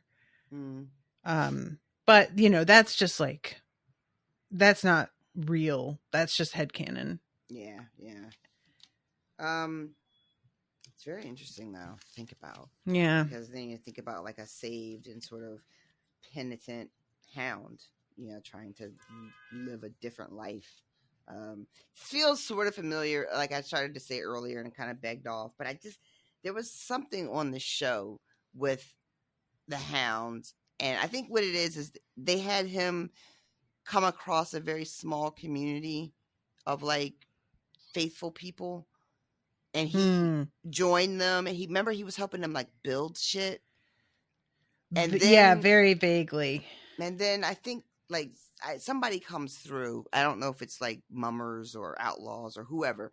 Somebody ends up finding their little like peaceful and like just fucking razes it to the ground, and that ends up sending the hound like back on his like evil shit. If but it's very loose. Like I can't remember exactly how that all worked out.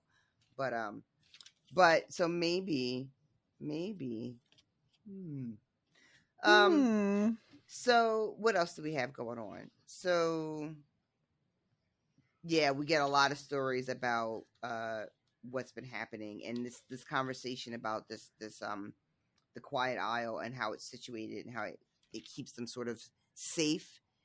And they're relatively untouched from the ravages of war that have just we've seen. Like everything is a mess, everything's terrible.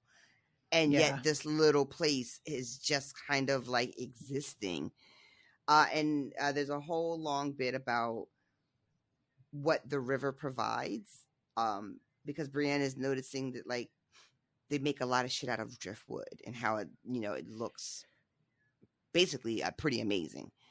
And he starts talking about how like the river brings them all kinds of shit. They get all kinds of, silk and wool and sundries, and sometimes there's a whole thing about Rhaegar's rubies that they got. Yes, which Austin mentions was what Micah and Arya had been going to look for in the river when they went off together. Oh, that's right. There's still sort of a legend that they're out there somewhere. And he says, when Hyle's like, "Oh, Rhaegar's rubies," and Elder says, it might be. Who can say? We have 6. We're just waiting on the 7th one. And then but then he also says, but the river also brings us corpses. Yeah. And Elder Brother says, too many. Our gravedigger knows no rest, because we get all kinds. Rivermen, Western men, Northmen, they all wash up here. It doesn't matter. Knights and knaves alike. We bury them side by side. Stark and Lannister, Blackwood and Bracken, Frey and Derry. It doesn't matter. That's the duty the river tasked us with. And I love that too. That this place is like sort of a repository for like all the shit that's happening out in the air quotes real world. But that by the time it gets down to these men, it doesn't matter what colors you were flying. You all get buried next to each other. All the shit that you were fighting, it doesn't matter. It never mattered, and it definitely doesn't matter now. I really, really love this bit. And then the elder brother asks Mary Ball, "Oh, I hope that while you're here, you can hear confessions." And I didn't even occur to me that these men, they don't have anybody. They don't have a septon there. Even though, because I'm thinking of the place as being like a very, very holy place, because it is, right? But it didn't occur to me that they didn't have their own septon there. And so I fucking, once again, pod Pod knows. He asked the questions. He says, how can you have a confession if you're not allowed to talk? And I swear to God, if I was not thinking that exact thing at that exact moment. I really enjoy Pod in general as a character, but you're right. He's kind of like childlike in that way. Where I would probably have just been like, well, they can talk for confession, but I mean, come on. But you should ask. Why assume? I assume a lot. He says, elder brother says, it's hard to speak of sin with nods and signs. And then we get more and more information about the salt pans. Everybody is talking about it. And we get told once again about what Sir Quincy did, who barred his gates. And Septon Maribald says, Quincy is an old man.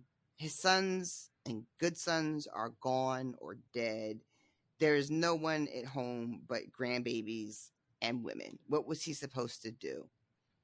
Yeah. And Brienne thinks immediately he could have fucking tried to do something. He could have died. Like, that's her. He could have fucking died. That's what he should have did. Like, there's no honor in what he did. That's what she's thinking. And elder brother says out loud to Septon Maribald, you know what? You're right. You are right. Your true words and wise.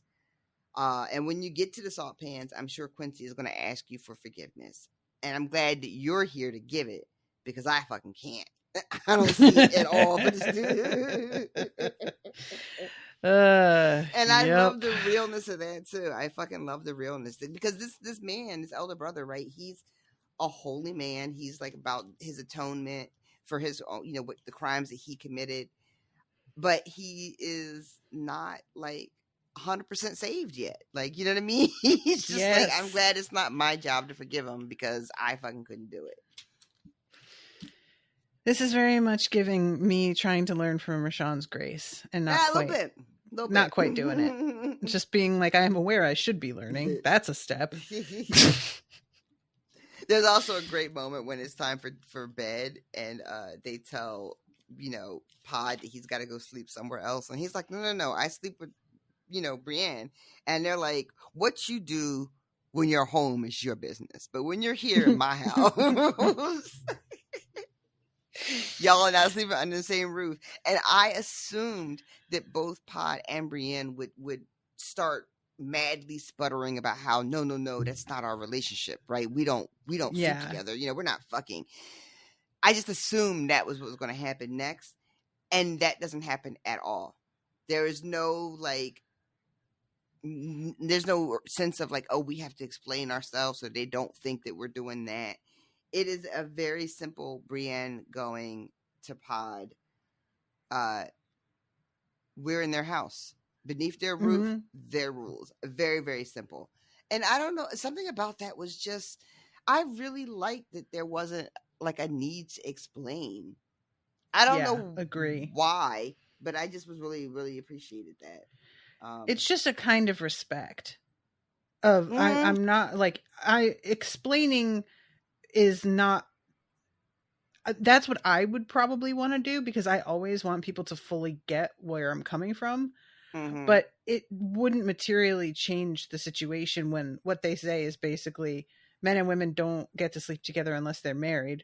And whether our relationship is like that or not, we're not married. That's the rules. So and either it's very way, straightforward and simple. So it's the same no matter what. Yep. Yeah.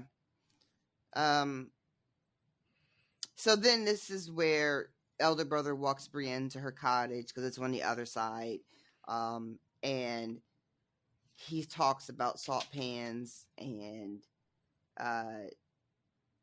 asks her what she's doing, what is she looking for, and she tells him, I'm looking for a girl, highborn maid, and he says immediately, Sansa Stark. You think she's in town? And Brienne shares, like, I love how quickly he gets it too. And then Brienne is, shares the bit of information that she's received about the Hound stole her and carried her away. And this is when elder brother is like, you got some of the story, but not like all of it. And asked her if it's like okay that he can hang out, and then they sit down and he says, first of all, Your Dornishman, he didn't lie, but you got it fucked up. Yeah. You're chasing the wrong wolf. Ed Stark had 2 daughters. The one that was with Sandor was the younger one. And then me and Brienne both said, word? Because I didn't know that this was coming. I had no idea that this was coming. I didn't know that that's where we were going with this chapter. I didn't expect these people to have any information about what we're doing with Brienne and her quest. I just didn't think that's what was happening here. So I was completely unprepared for this to spin this way. But yeah, and that he's right. You know, it's so often. Yep, this is correct info. This is correct. Finally, like we gotten like, you know, snippets of facts, but very few and far between. Finally, somebody is giving her what really happened. Granted, it's old news now, but still, it was still correct. And yeah, explains to her that it was Arya that he took, and that they had been together up until, what does he say? Up until the Trident? Is that where he says I don't remember where he says. He says that I know that she was with the child that was with him at the crossroads. That was definitely Arya. That's where he saw her. He said after that, I don't know. They were definitely at the inn, and it was definitely her, and they were on their way to Salt Pans, but I don't know what happened after that. And he says, I don't know if she's alive, where she is. But this is when he says, I know the man that you look for is dead. And they start talking about how he supposedly watched the Hound die, which now I can't even believe. Like, I know this whole story, I'm just like, why are you lying? I mean, he watched him die in a manner of speaking. In his mind, it's not lying. It's simply metaphorical. Yeah. Oh my God. Isn't that always the same way? But yeah, so this is when and not only does he talk about what he saw with the Hound, but then he tells Brienne his own history about the kind of man that he was, and how he almost died and was washed ashore at this place and decided to stay, and how it saved his life. And then he talks to her about going home, like we mentioned earlier, and she just I love this bit too right here. He says, after he's done telling Brienne about how he washed up there, he says, and I came into my second life the same way, and I spent the next 10 years in silence. And she goes, I see. But then it says, Brienne did not know why he was telling her all of this or what else she's supposed to say. So she just says, I see. And he comes back with, do you? Do you see? I love that, because that, like, he's just calling her out right away. He's not just like, she's just saying, oh, I see. Hoping that this conversation will just wrap it up itself. Right? Yep. And he realizes that no, she is not understanding exactly what he is trying to say to her. So he takes a little bit of a different tack, and it says, then tells her like straight up, because she didn't get the subtlety of his story. So he's just like, you have to stop this quest that you're on. The man you're looking for is dead. He didn't have Sansa, and the people who are out here wearing his helm, they're going to be found, and they're going to be dealt with eventually. The wars are ending. These outlaws cannot survive. Like, go home. Go home. He's begging her practically. Mm-hmm. And she breaks down and tells him everything. Everything about her brothers and sisters. How she feels about her dad. The men teasing her, pretending the bet they had about her maidenhood. Everything about her heartbreak over Renly, what it was like to watch him get married, watching Renly be murdered. Everything just comes out. Everything about her and Jaime and what they went through traveling, the bear pit.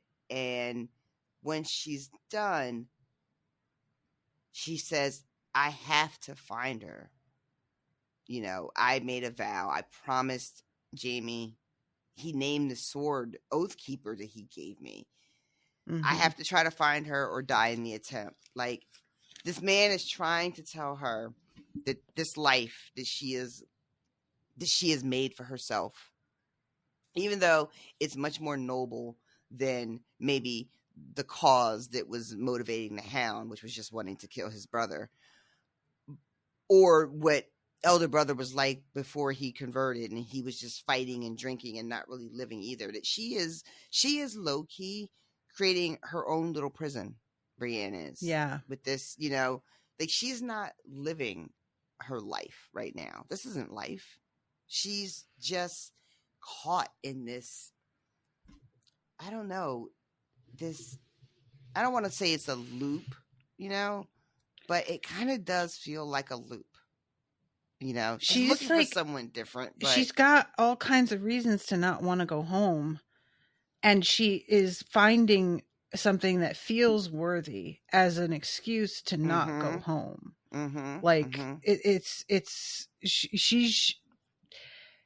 She has created an escape for herself, but it's not really an escape because she's still caught up in the anxiety driving her away from her home and hasn't dealt with that. Yep. And it's like when she's doing these very noble quests that she's on, right? These vows that she's taken. I love the idea of it being an escape and kind of like a fantasy, she is playing, even though it's real life and the consequences are real and she's killing people and she could be killed any day. She's still kind of playing. And as long as she's out here on these quests and she doesn't have to face the reality of being, a woman in this world with those expectations, she doesn't have to suffer the humiliation of growing old and alone because no one will have her or be married to her, or having to marry someone she despises because that's her only option. She doesn't have to. She can face the sort of ridicule of people who mock her as she's on these quests, but she can also take a sword to some of these people if they get too froggy, but when she's home in court, she can't just beat up everybody, who's mean to her like she can now. And I don't think it ever occurred to me to view Brienne in that way until this talk she has with elder brother or brother elder. I don't know which way it goes. I think it's elder brother. Yeah, that just feels weird to me. Like, oh, it's my elder brother. Let me look at the old notes here. Elder brother, yes. Okay. Elder brother. Yeah, I want to say brother elder because I think of them all as being like brother Johnson, brother Smith. Right. But I think elder, I guess, is the title. So yeah. It's kind of sadder than I expected. The Brienne chapter made me a lot sadder than I really thought. Like that ending, I wasn't prepared for quite how emotional she would be and that I would then be. Yeah, it's really kind of lovely that she has this break someplace really safe, clearly.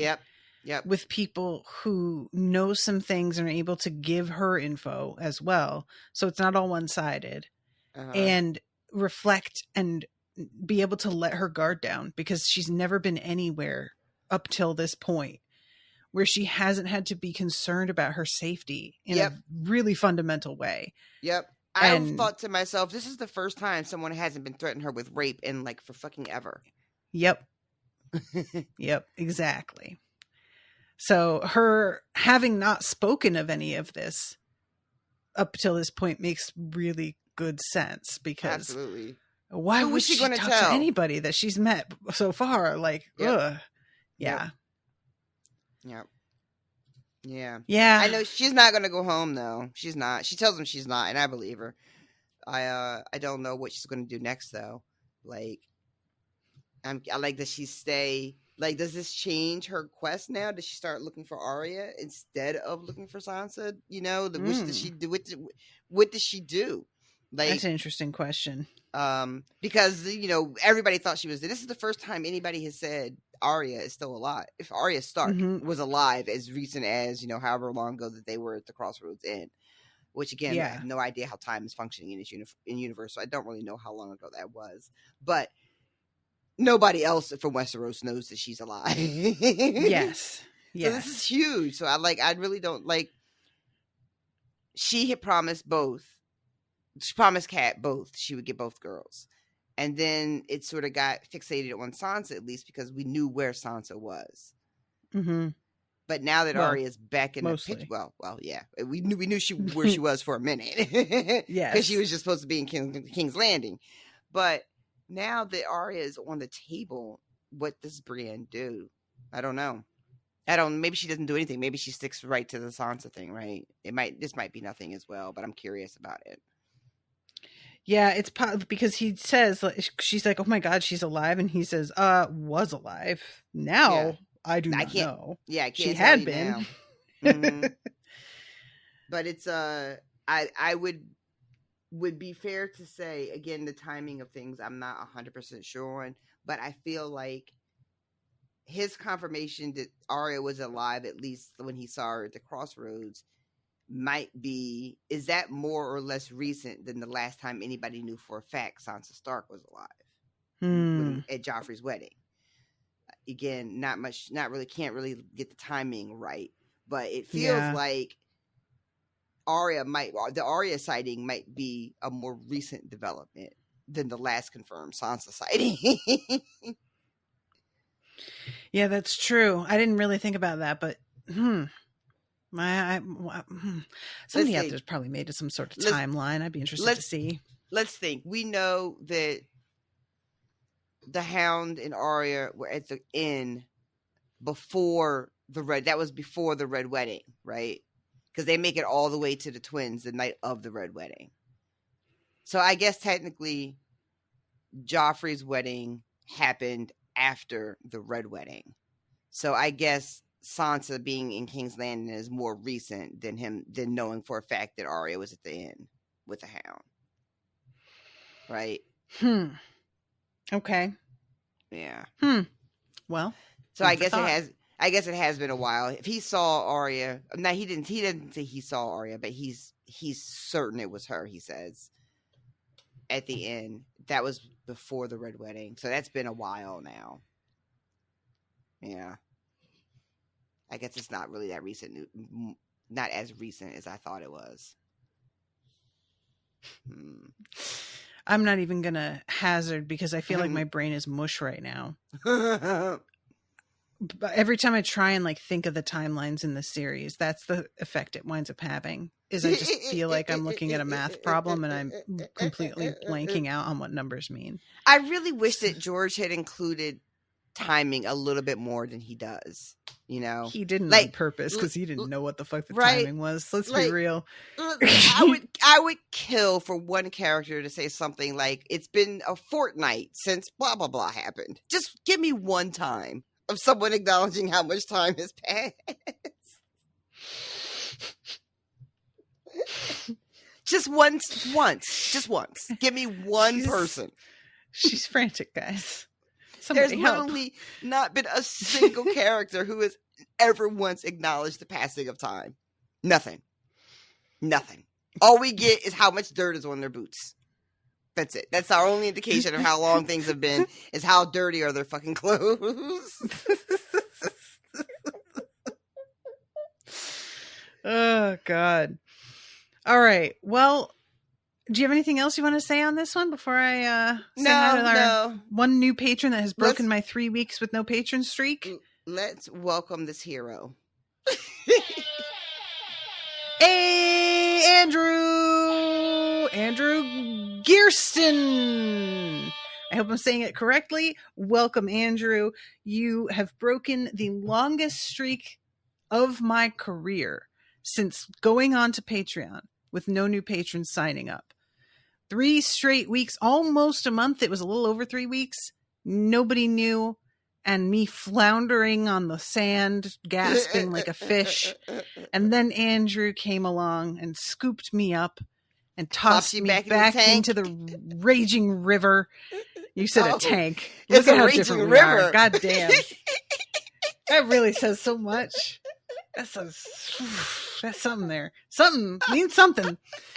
I'm not going to look into it now, but thank you, Andrew, for freeing me from this sad, sad streak. Appreciate you. I hope that you're enjoying the patrons only content. And everybody who is listening, I hope that y'all are enjoying the coverage. If you are interested in supporting us, go to patreon.com/unspoiled. And if you can't support us, I totally understand. You can still go to patreon.com/unspoiled and follow the show for news. But you can also talk about us to your friends and share links to the page on Facebook or links to episodes on Spreaker or whatever, and just talk about us. And that's also like a massive, I think people underestimate how much that can do, especially if you make that comment in a place where a lot of like other fans will see it. You know, if you're on a Game of Thrones page and you're like, well, Unspoiled Podcast said such and such about this, and recently had a tag on Twitter to that effect. And I really liked this because it was the original tweet was from @BuyerLogic. My favorite thing they did with Game of Thrones latter seasons was taking a character from the books who's essentially a living god of evil and one of the most terrifying characters in the book, and made him a mean version of Ricky from Trailer Park Boys who dies on a beach.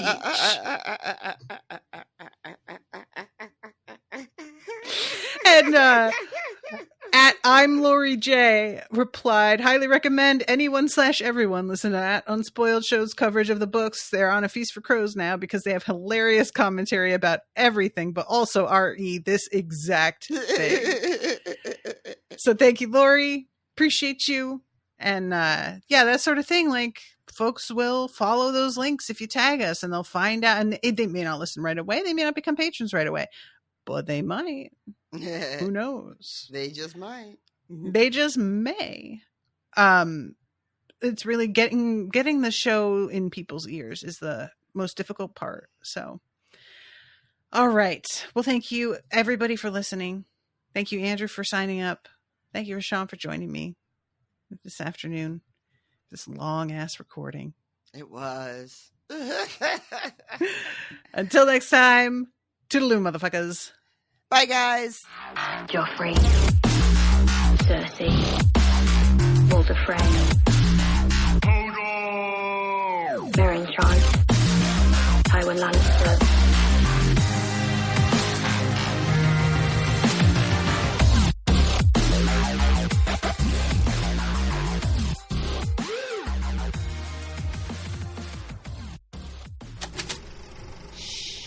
That was an Unspoiled Network podcast.